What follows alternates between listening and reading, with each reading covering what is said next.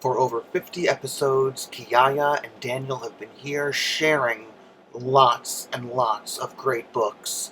We look forward to the next 50 episodes. Join us every day at 3 p.m. Eastern Standard for Let's Get Cozy, because it's story time with Kiyaya and Daniel. Today on Let's Get Cozy, we're going to be sharing another classic Dr. Seuss book. It's one of my favorites. I remember sitting and watching the cartoon version of this book with my brother when we were growing up, and it has a very powerful message. So, it's time to sit back, relax, and get cozy, because it's story time with Kiyaya and Daniel. Get ready for Dr. Seuss's The SNEETCHES. It's all starting now. Hi, my name is Donnell Carter, certified personal trainer through National Academy of Sports Medicine, and certified nutrition coach through Precision Nutrition. I'm here today to talk to you about online personal training, the future of personal training right on your phone. We start the week with an overview and progress reports. Following that, we have our calendar, day 3, 4, 5 different workouts. Further in depth, we see exactly what we're doing for the day. Find out more information, contact me. Stories are such an important part of our lives.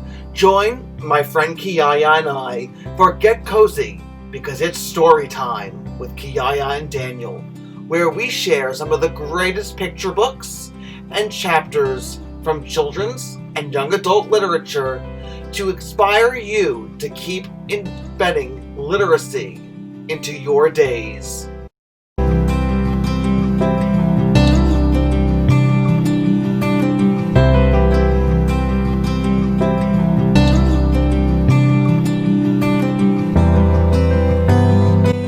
I'm Daniel, and Kiyaya and I are here to share this all with you.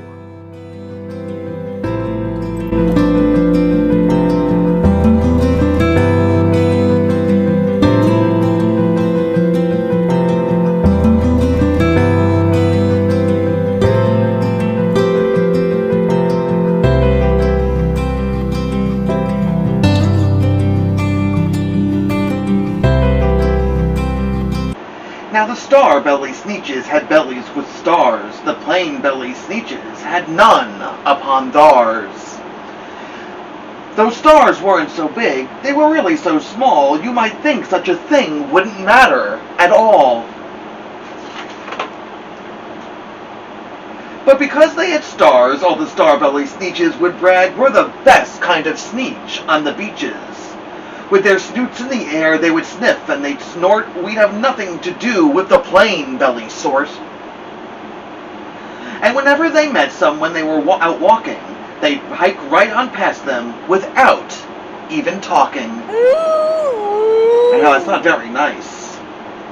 When the star-belly children went out to play ball, could a plain belly get in the game? No, not at all. You could only play if your bellies had stars, and the plain-belly children had none upon theirs.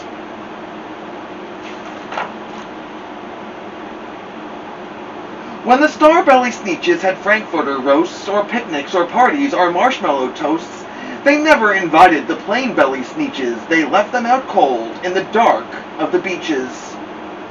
They kept them away, never let them come near, and that's how they treated them year after year.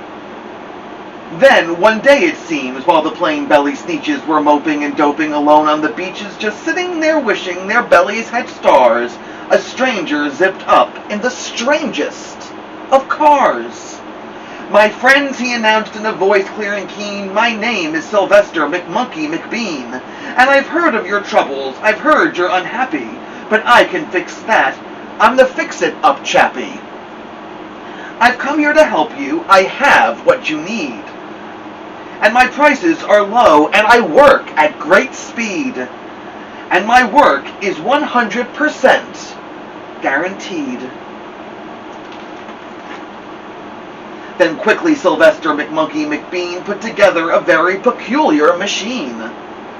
And he said, You want stars like a starbelly Sneetch? My friends, you can have them for $3 each. Just pay me your money and hop right aboard. So they clambered inside. Then that big machine roared.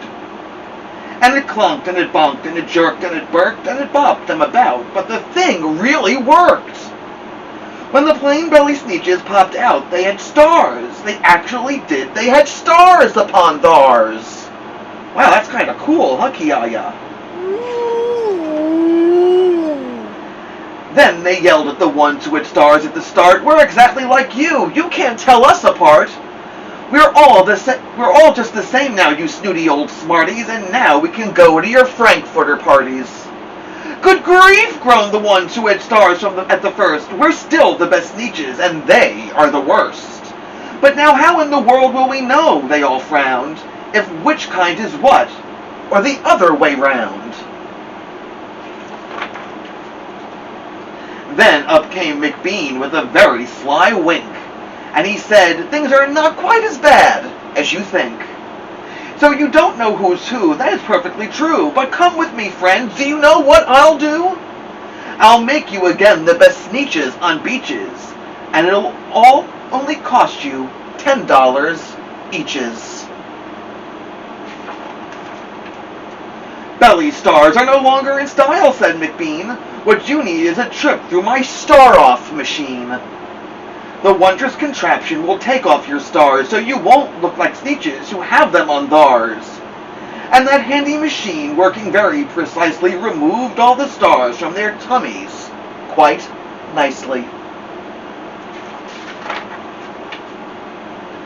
Then with snoots in the air they paraded about, and they opened their beaks, and they let out a shout.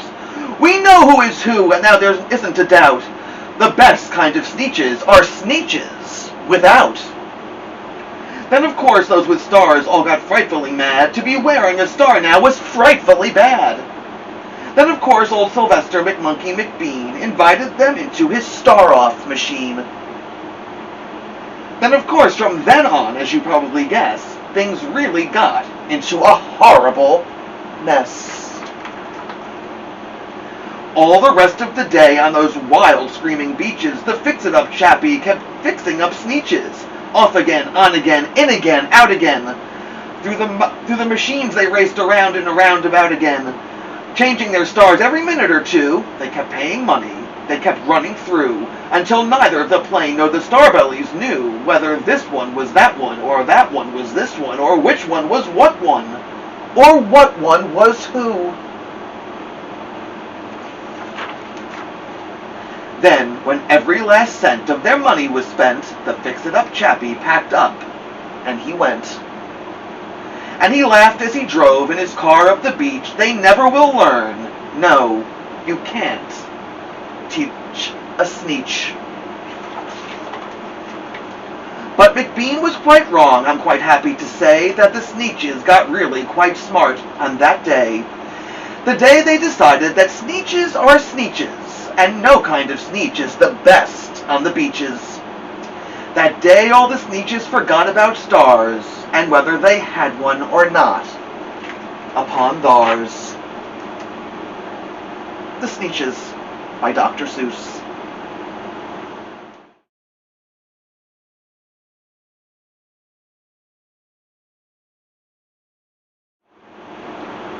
I hope you enjoyed that story as much as Kiyaya and I enjoyed sharing it with you, and it really made me relive some great childhood memories.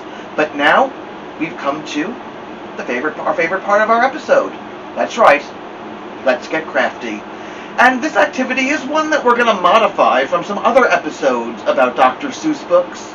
You're going to use the Cat in the Hat template, so Dr. Seuss's Cat in the Hat, and retell the story, or change it. Maybe the Sneetches you like don't have stars. Maybe they have another shape. Maybe you want to recreate the story a different way. The possibilities are endless. Share your decorated Dr. Seuss Cat in the Hat with the Sneetches on our social media, at STITCHINGwolf on Facebook and Instagram, or send a picture of them to us through email to getcozy@stitchingwolfdesigns.com. We'll be back tomorrow for another book to share when it's time for us to get cozy. Because it's story time with Kiyaya and Daniel. And don't forget Okay, you can tell it today, Kiyaya.